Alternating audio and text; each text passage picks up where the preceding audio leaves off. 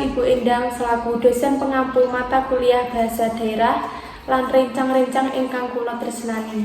Saderengipun dipun tepangaken nami kula Anggun Anggelica saking kelas 3B. Sepisan kula badhe ngaturaken puji syukur dumateng Gusti Allah Subhanahu wa taala ingkang sampun paringi rahmat lan kenikmatan sehingga kita sedaya saged makempal ing papan punika kanthi sehat lan wilujeng.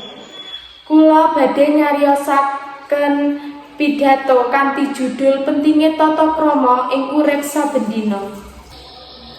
Para rawuh ingkang kula hormati, tata krama ing budaya Jawa ora mung dadi hiasan, nanging minangka pondasi kanggo mbangun bebrayan sing rukun lan tentrem. Tata krama nyangkup carane ngomong, carane tumindak lan sesrawungan karo wong liya.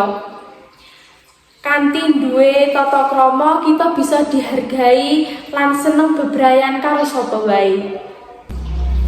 Para rawuh ingkang kula hormati, ing saben dina mesti kita sedaya padha sesrawungan karo kanca, karo guru, karo wong tuwa lan karo tangga teparo.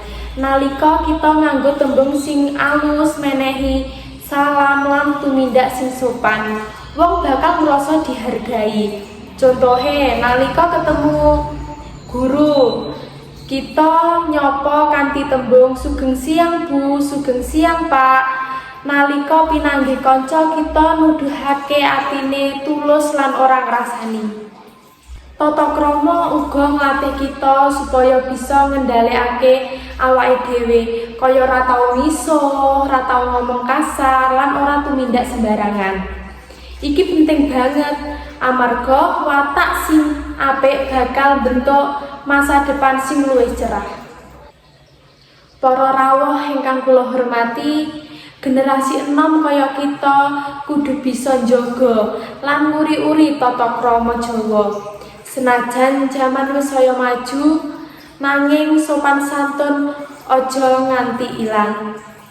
Ing media sosial contohe kita kudu tetep nganggo basa sing endah lan ora nyebarake ujaran sengit.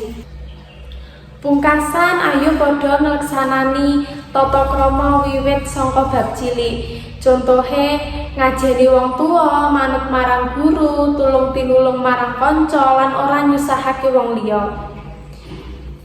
Yen kabeh wong nindakake iki, bebrayan bakal luwih ayem lan harmonis. Mboten suwe-suwe mekaten pidato ingkang saged kula aturaken.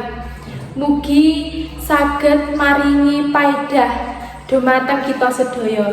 Wassalamualaikum warahmatullahi wabarakatuh.